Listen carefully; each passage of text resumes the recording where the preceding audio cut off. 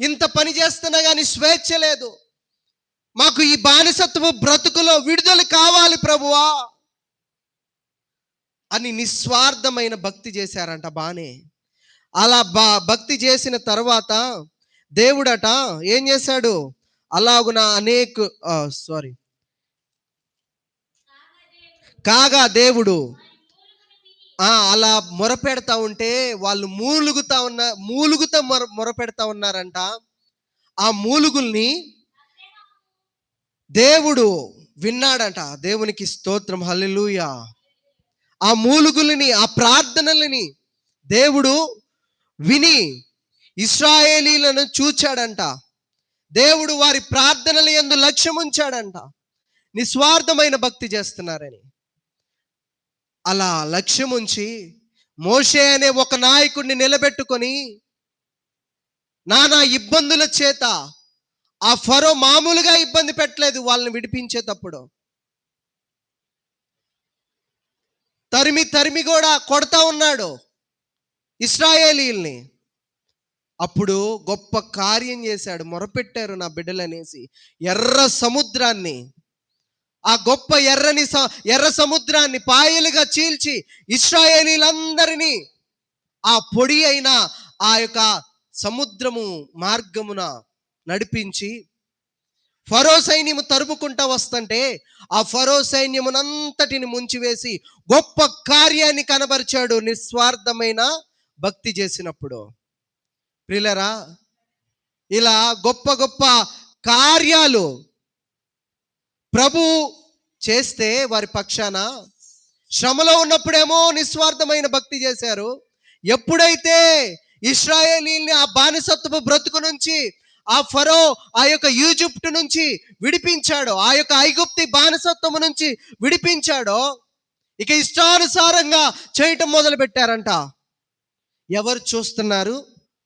దేవుడే ఆయన చూస్తున్నాడా? ఇక ఇబ్బందులు లేవు కదా, అంతా సక్రమంగా ఉన్నాయి కదా, స్వేచ్ఛ జీవితము, విడుదలైపోయారు బానిసత్వము నుంచి. ఇష్టానుసారముగా తిండి, నిద్ర, కష్టమంటూ తెలియదు, ఎండంటూ తెలియలేదు.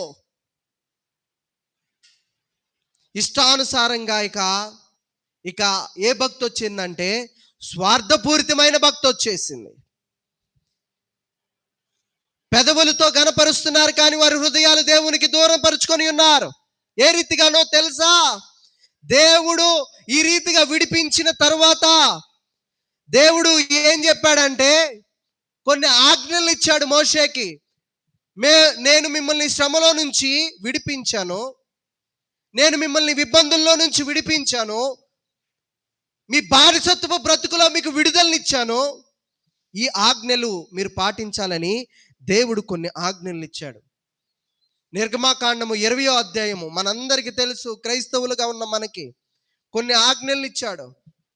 దేవుని బిడ్డలుగా ఉంటున్న మీరు, మీ శ్రమల నుంచి నేను విడిపించే దేవుణ్ణి కాబట్టి, మీ ఇబ్బందుల నుంచి నేను విడిపించిన దేవుణ్ణి కాబట్టి ఈ రీతిగా ఈ ఆజ్ఞల్ని మీరు పాటించాలి అని చెప్పి కొన్ని ఆజ్ఞలు ఇచ్చాడు. చూడండి 20వ అధ్యాయం మొదటి వాక్యము నుంచి మనం చదువుకుందాం. నిర్గమాకాండము. దేవుడి ఆజ్ఞలన్నీ వివరించి చెప్పెను. నీ దేవుడైన యెహోవాను నేనే దాసుల గృహమైన ఐగుప్తు దేశములో నుండి నిన్ను వెలుపలికి రప్పించితిని. నేను తప్ప వేరొక దేవుడు నీకు ఉండకూడదు. పైన ఆకాశమందే గాని, కింది భూమి అందే గాని, భూమి క్రింద నేల ఉండు దేని రూపమునైనను విగ్రహమునైనను నీవు చేసుకొనకూడదు. వాటికి మొదటి ఆజ్ఞ ఇది. ఇదిగో నేనే మీ దాసుల గృహమైన ఐగుప్తి నుంచి, మీ యొక్క బానిసత్వ బ్రతుకు నుంచి మిమ్మల్ని విడిపించాను, మిమ్మల్ని స్వస్థపరిచాను, మీకు సమస్యలు దూరపరిచాను, మీకు విడుదల దయచేశాను, ఈ రీతిగా మీకు విడుదలనిచ్చాను, ఈ ఆజ్ఞల్ని మీరు పాటించాలని చెప్పి మొట్టమొదటి ఆజ్ఞగా ప్రభువు చెప్తున్న ఆజ్ఞ ఏంటంటే, నేను తప్ప వేరొక